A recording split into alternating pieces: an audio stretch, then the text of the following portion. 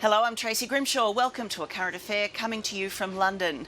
Today, Queen Elizabeth belongs to her people as hundreds of thousands file past her coffin, lying in state.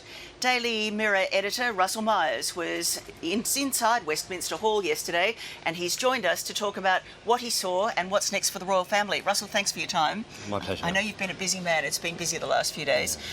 Body language experts are going crazy trying to decide what the family dynamics said yesterday. You were a few metres away from them. What did you see?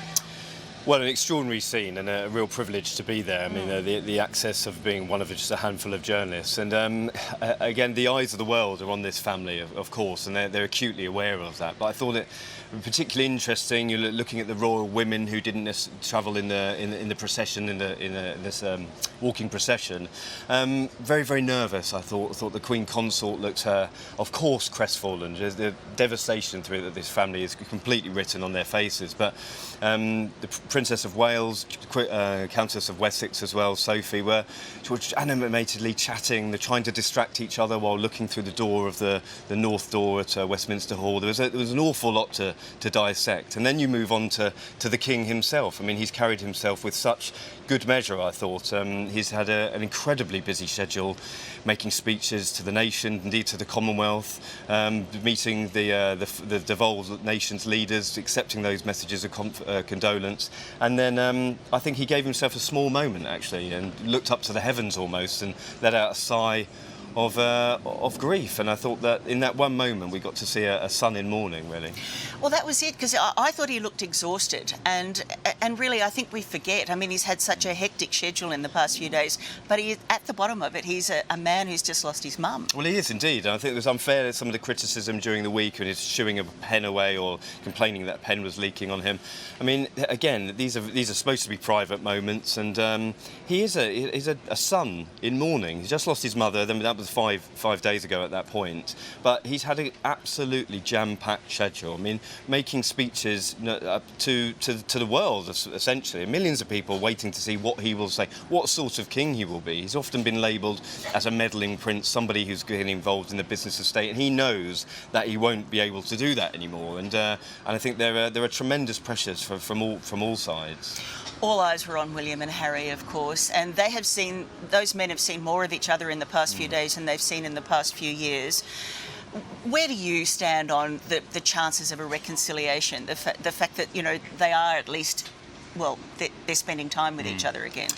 Well, it's the scene we all wanted to see, isn't it? I mean, at Windsor Castle, then we didn't expect to see Harry and Meghan accompanying the new Prince and Princess of Wales through the long walk to meet the crowds who had gathered to lay flowers. And again, I'm sure it's something that the Queen would have loved to see as well, although she was very, very acutely aware of the nature and the difficulties in the relationship. I mean, there is such a sense of distrust within the family with Harry and Meghan at this point. So you just look at the last few weeks, Meghan's railed against her treatment whilst her small time within the royal family. Harry's got a book coming out.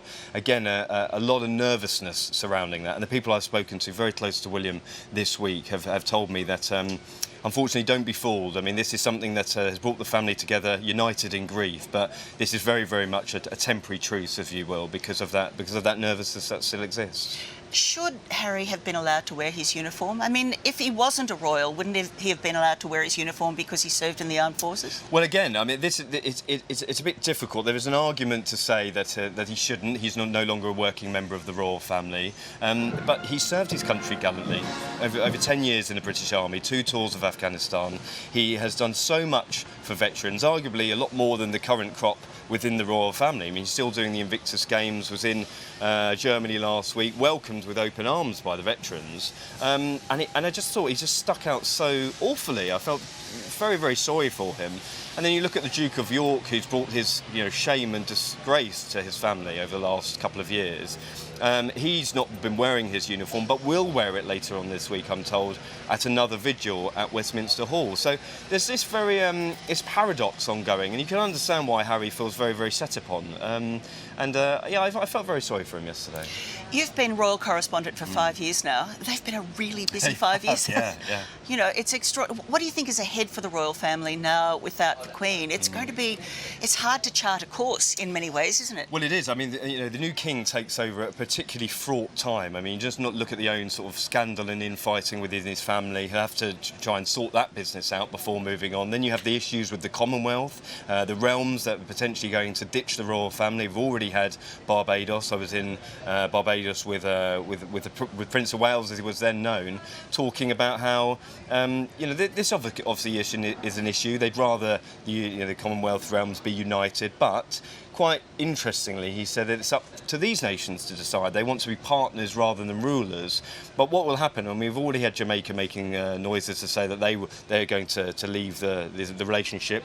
Antigua and Barbuda did it this week, which I found very, very surprising. And I know there are other Republican conversations happening in other Commonwealth countries. So there's an awful lot to discuss. And on the backdrop of, is a monarchy relevant in the modern world? The big cost of living crisis within the Western world, and indeed a war in Europe. So he's got a lot on his plate, I think. He really has. But in the meantime, he has a funeral to do He does, first, and that's what we all have to focus on, don't we, on Monday. Russell, great to talk with you. My Thank you pleasure. very Thank much. you.